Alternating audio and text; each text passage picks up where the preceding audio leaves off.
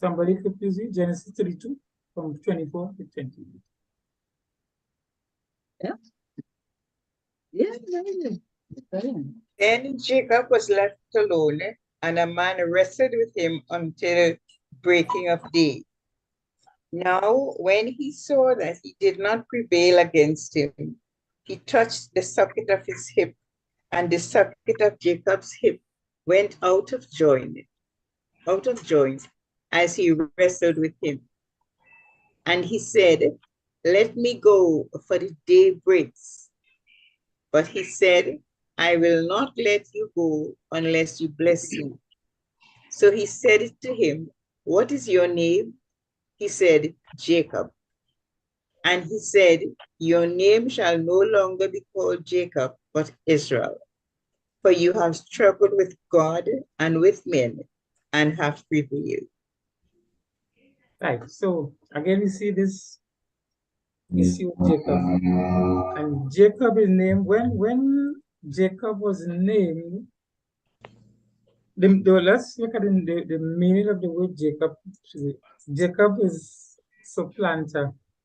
Right? Jacob is it literally means to be in the back or to be behind. Right? Now, when Jacob was named, I don't think that the parent expected or knew that Jacob meant supplanter. Or what's the next word for supplanter? Anybody have a modern day name for supplanter? It's scam. Yeah, sister, what's It's a that? scam. Replace. Sister Belmontes? Replaced, but What? not in a normal, replaced, but not in a normal fashion. Right, that's Replaced correct. by force. That's correct. Replaced by scampishness. Right? So I don't think that when they named him Jacob, that they had in mind that would be his destiny, that he would really live out that name and become a scamp. But that's what he did, because you remember what the name does. A name kind of fashions you. Character.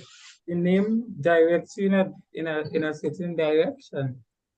And I think some of us should really go and check and see what our name means. I think that is a good exercise to check and see what your name is. So after he wrestled with God, no, and probably because of his name too, which also means to be behind, is what caused him to fight up with the angels, because he didn't want to be left behind, he wanted to get in front. And then because of his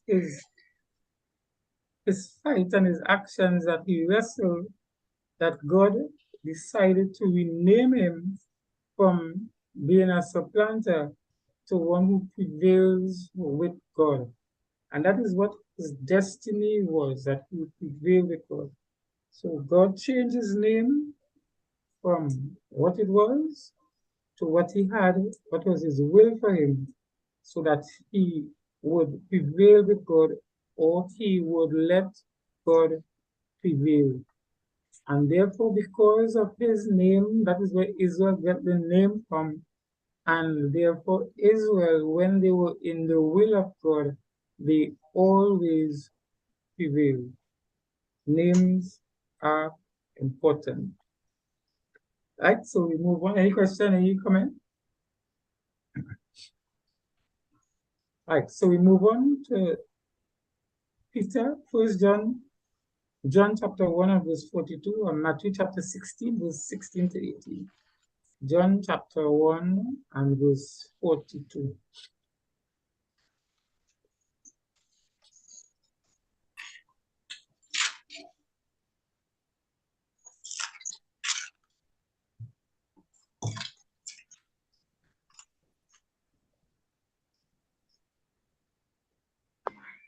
Read. Yeah, John chapter 1:42. And he brought him to Jesus. And when Jesus beheld him, he said, "Thou art Simon, the son of Jonah. Thou shalt be called Cephas," which is by interpretation a stone. And Matthew chapter 16, verse 16 to 18.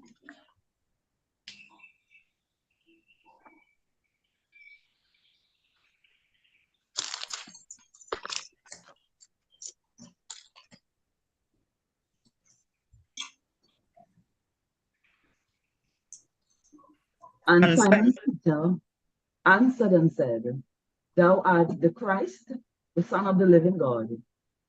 And Jesus answered and said unto him, Blessed art thou, Simon Bar-Jonah, for flesh and blood hath not revealed it unto thee, but my Father which is in heaven. I say also unto thee, that thou art Peter, and upon this rock I will build my church. The gates of hell shall not prevail against it. Right. So Peter, you see, in John chapter 1, verse 42, it says Cephas, and Cephas is a stone. And then Jesus said about Peter, it's the same name or the same thing, because Peter is a rock. Petrus comes from Petrus, which is a rock. So he was named a rock. And what is about a rock? What do you find about a rock? A rock is steady and strong. steady strong, and good strong. stand. All right. And he said, Jesus said unto him that he will build his church upon the rock. And remember, Jesus gave a parable about the man who built his house on the sand, and one who built his house upon the rock, Yeah. and the one that was built on sand, when the rain came, it washed it down, and the one that was built on the rock, it stood And forever. So his name before was Simon, and Simon really is to hear. And Peter, when Jesus called him, Peter heard. And he didn't just hear, but he answered the call. But after having answered the call, because there were many who would have heard and who would have answered the call, but after Jesus made some very hard saying, some of those who heard turned away because they found that the saying was a very hard saying. So it's Simon, so all of them were Simons, because all of them were hearing. But the one who was to remain rooted and grounded and planted, it was Peter, and it's upon the confession of Peter that we are here today. That confession of who Jesus is, and that is the rock on which the church is built. The Catholics has taken it to the extreme and say that Peter is the first pope. I don't know about that. There is no scriptural evidence to back up that. So it is the confession of Peter and the steadfastness of Peter upon which the church of Jesus was built. So again, he was fitted, the name that was given to him was a name that was fit for purpose. And then we have the name of Jesus himself. In Matthew chapter 21, Matthew chapter 1, verse 1, Matthew 1 and verse 1.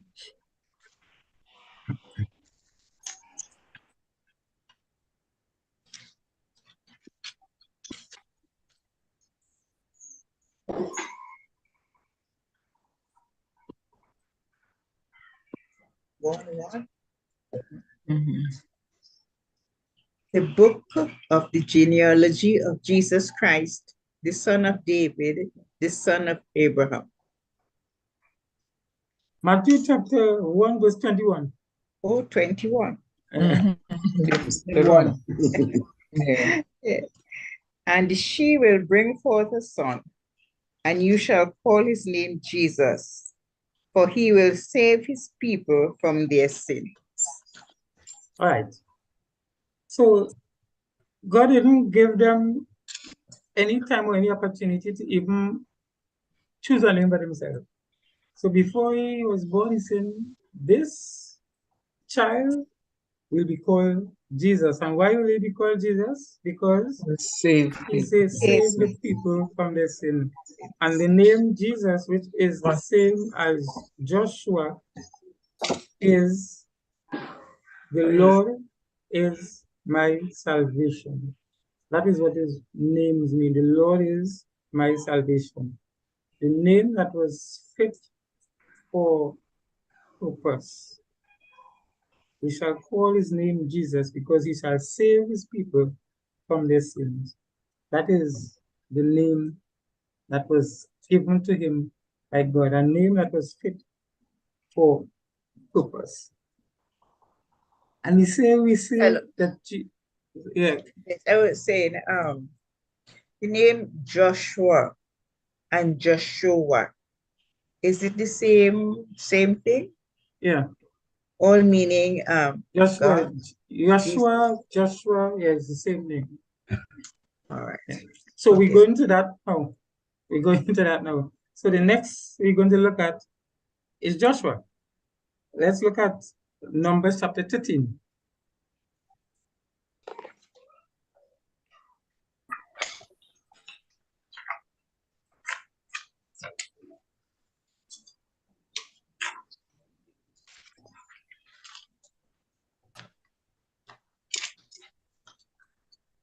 I can read from verse 4 to verse 16. I'll read.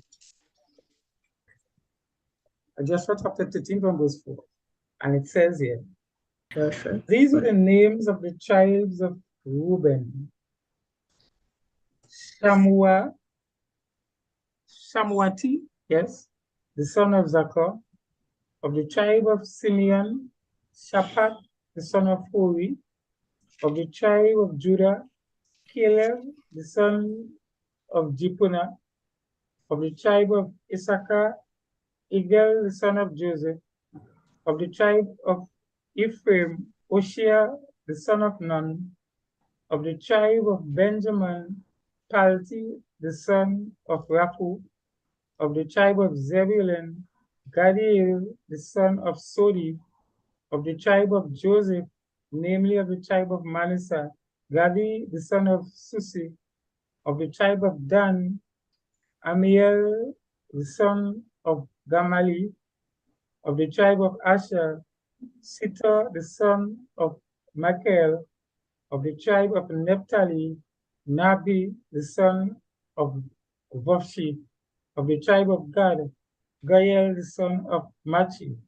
These are the names of the men which Moses sent to spy out the land. And Moses called Oshia, the son of Nun, Joshua.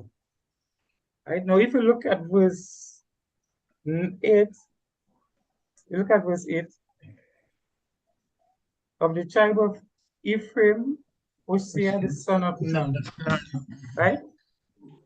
And all the names that were named here, each one was just called by the name, the original name. But look at verse 16. And these are the names that Moses sent out to spy. And Moses, no, not God, but this was Moses, called Oshia, like the same Oshia in verse 8. You see that?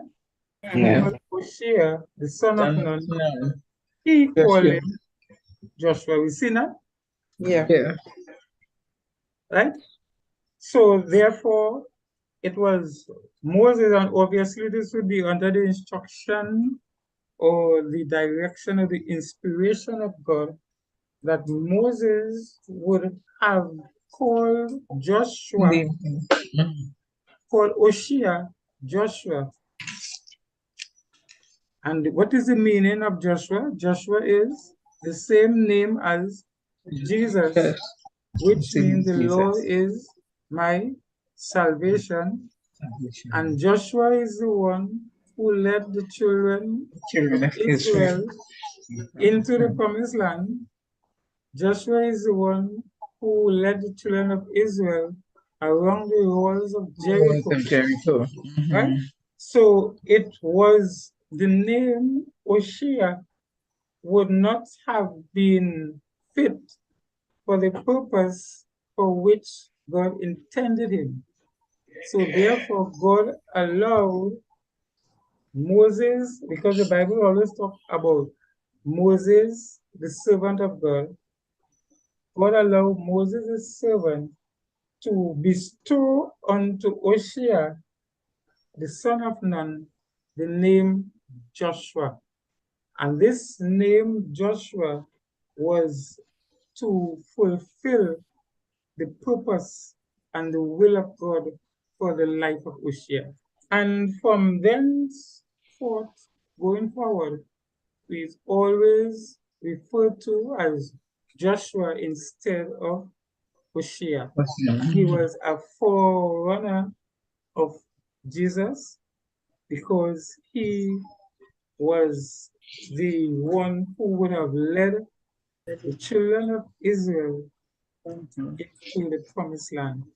The same way that the later Joshua, who was called Jesus, would lead us into the promised land. Any questions? Any comments?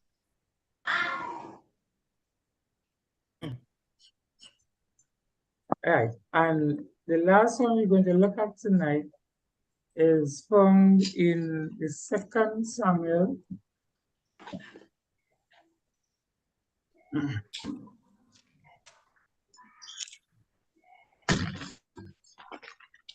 Second Samuel verse 12 and chapter 12.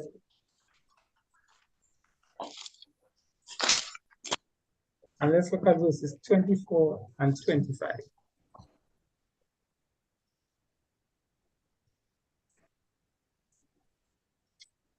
Come? Yeah. Right. And And David David comforted Bathsheba, his wife, and went in unto her and lay with her. And she bare a son, and he called his name Solomon. And the Lord loved him. And he sent by the hand of Nathan the prophet, and he called his name Jedidiah because of the Lord. Jedidiah, right? So, Jedidiah, yeah. right. So again, we see where it is a prophet of God that called the name of Solomon. So while Solomon was given the name David, the prophet who was Nathan named him Jedidiah. Right? So therefore it is again God's because of the Lord, it says here. So we see that the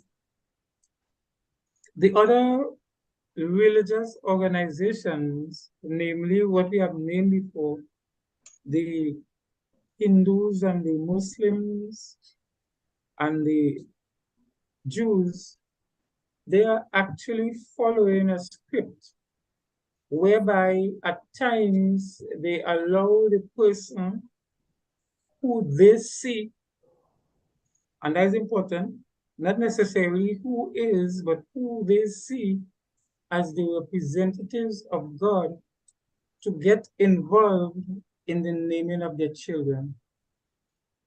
You understand what I'm saying? Mm-hmm. They allow, because we see here more than one occasion, there's two occasions here, where the man of God, Moses in one case, in this second case was Nathan the prophet, and in other cases was the Lord himself who would have had names.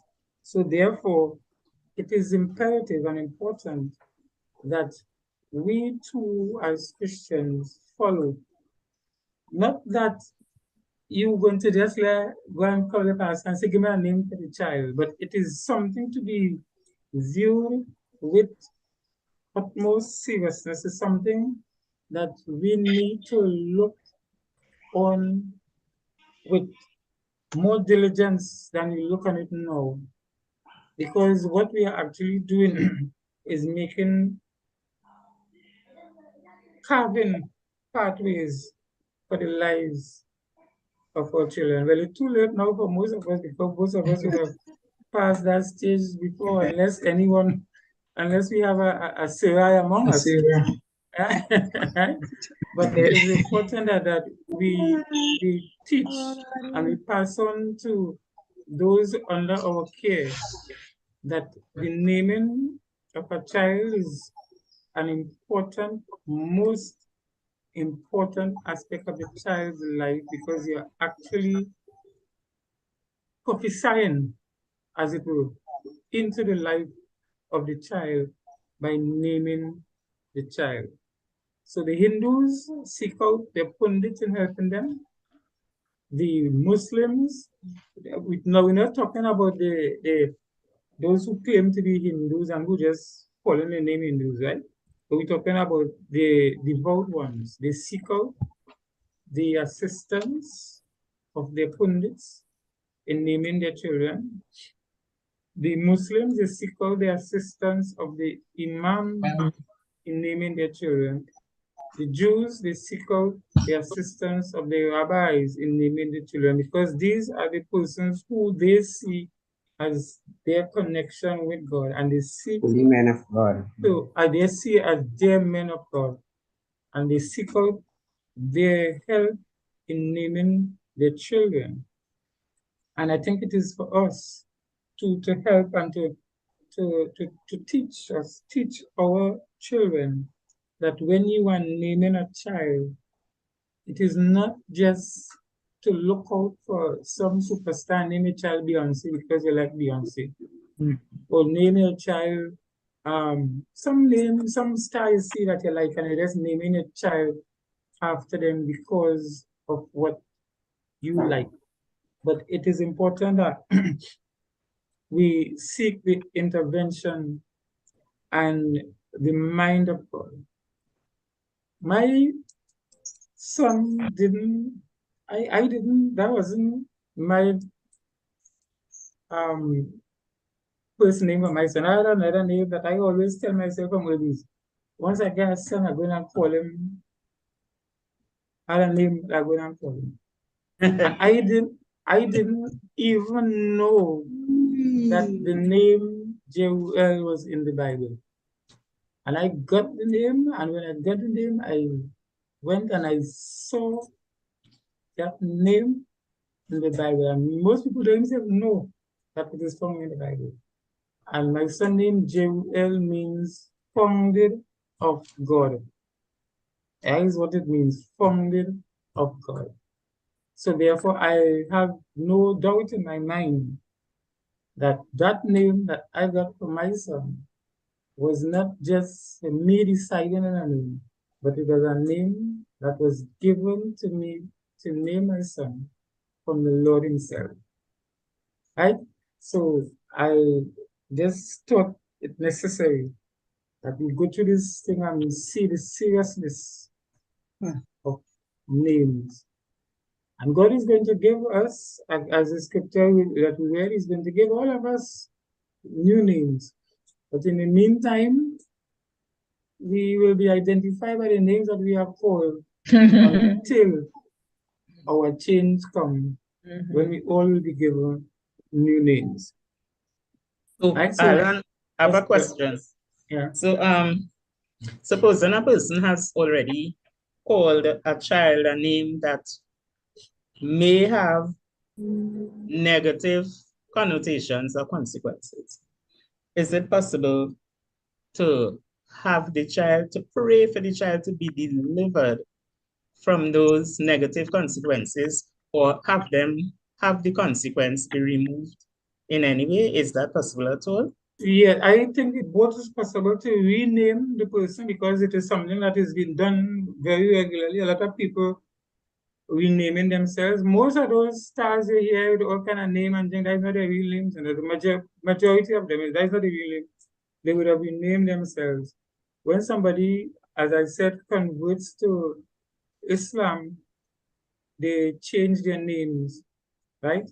So if it is that you have named your child or you recognize that your child's name is of has sinister meaning, I think I believe that you could ask God to redo it and to give them a new name and to pray for the consequences that the effects of that name will be broken in the child's life. And hence the reason again, if we go back to the Islam, they tell you that you ought not to give your children any names that are going to have that has any kind of negative meaning, because the negativity of the name is going to follow the child in their life. So yes, I believe that if somebody has a name that has negative connotations, it could be broken and that they could change their name.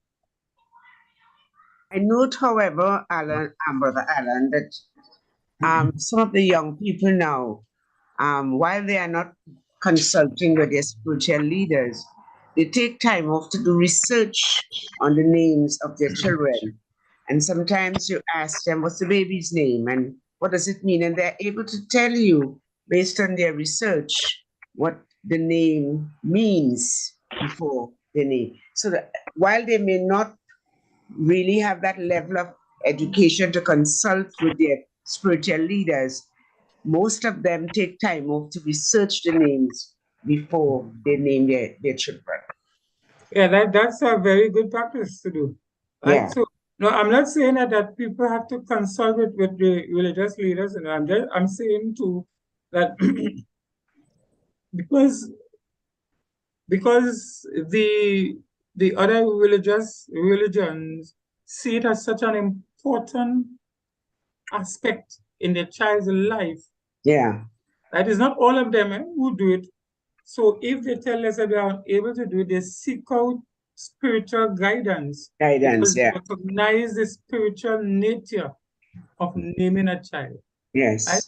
And we don't have naming ceremonies as such. We just say, okay, I call it child, but they have ceremonies where they make it a whole spiritual experience in naming the child, just to show the importance of a name.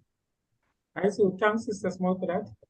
Well, Alan, speaking Yes. about research, has any studies been done about names and the characteristic or the outcome of children who have negative names with negative connotation? If any, I didn't hear the beginning of the Research. question. If any research, if they have evidence that names are the negative names have negative impact on children, on people with Yes, people who have it does. negative name. Yes, they're working. Well, I don't have the research though, but I know that there is research that is done on that, where names indeed have the negative impact on people. Right? So if we like for example, you wouldn't hear. I have never heard anybody naming the child Judas. No, I'm not saying it have nobody who named the child Judas, but I haven't heard of it. And the reason being that people, not even out of Christianity, you're not hearing people naming Judas, because there is a connotation that goes with that name. Jezebel. Yeah, and Jezebel. You don't hear people naming the child Jezebel, because they know that there's a connotation that goes with that name. So therefore, people refrain from naming the children after those persons. And again, hence the reason why the other religions tell you you ought not to name your children after evil characters in history and those kind of things. So don't name a child after Hitler and those kind of things, right? So I know that there is research on the negative effects of names on people. And also there is research on the positive effects of names on people, because a lot of people live out their names, and some of them, unbeknown to them, they live out the characteristic of the name. Yeah, the name defines your character. Yeah, the name defines the person. Mm-hmm. Yeah, any further questions? Then, Brother Alan, you are left to wonder. Yeah. I said you are left to wonder with the type of behavior that you are seeing now in our society, if it's based on names that were given to these children that they are living out their character. Exactly, that's correct. I was named after Reverend Parks. Reverend Parks' name was Alan, and I named Alan, and you see where I end up. Right? So therefore be careful what other name other children, because all might end up like me. So it is also possible, Alan, that anybody could do some research. You might hear about a person and their behavior based on a name, and you could research the name to see. That's correct. Yeah. If the name, yes, if the name has an effect on it, yeah. Yeah. Go ahead, Monica. Go ahead and watch your TV.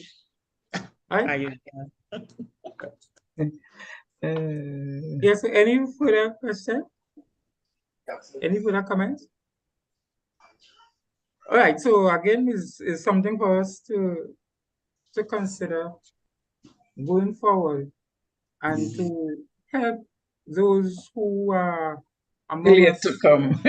in here who are there to come, that in naming your child, you do not treat it lightly, right?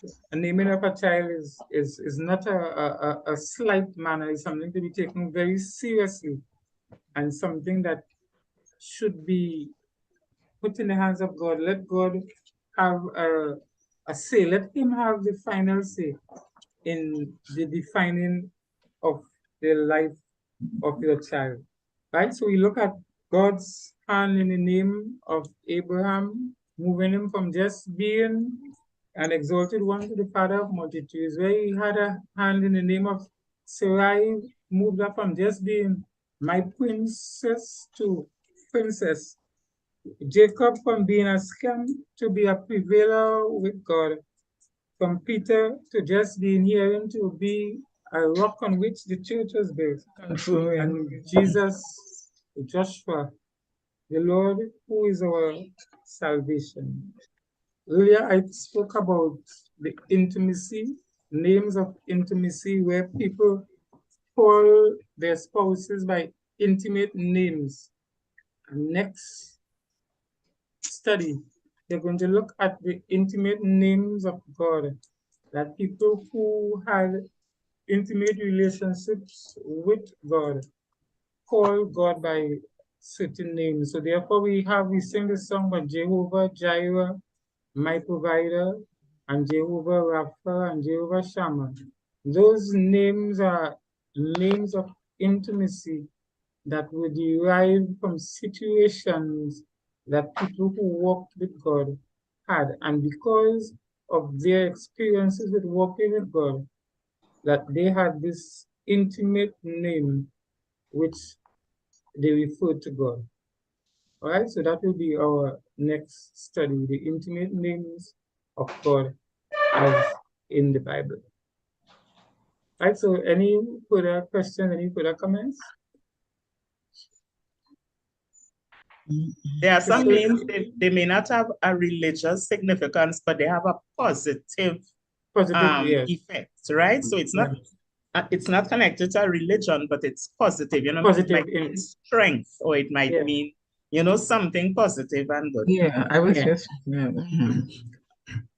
Okay, like for example, let me just give some examples of what we're talking about. When the Indians came down here as indentured laborers, now those who came were very poor Indians. They were not, you know, India is a society that has a caste system. So those who came down here as indentured laborers were people who would have been at the lower rung of the ladder in the hierarchical structure. Now, the names in India that carry weight, especially, is Singh. Singh is of the highest caste and order in the caste system. So when people came down here and they came with these low-level names, they added Singh to it. So you finally have Ram Singh and Bhagwan Singh and Chan Singh and all of these things. These to give some kind of legitimacy or some to place them in a higher caste than where they left. And again, it's because they recognize the significance of names. And this Maharaj, now Raj is a king. So when you name Maharaj, you tell it, you are basically indicating that you are of the class of the Maharajas. Right? So those are the kinds of things. That is how they look at names, the importance of names. Right? So that is really a perfect example of how they look at names, and therefore when someone see, oh, there was a sing, but they have a high caste, then they must high caste, they just as the Dalits, just like everybody else, but Every man. when they put on that name, they sung as though I have some kind of pedigree in me. All right?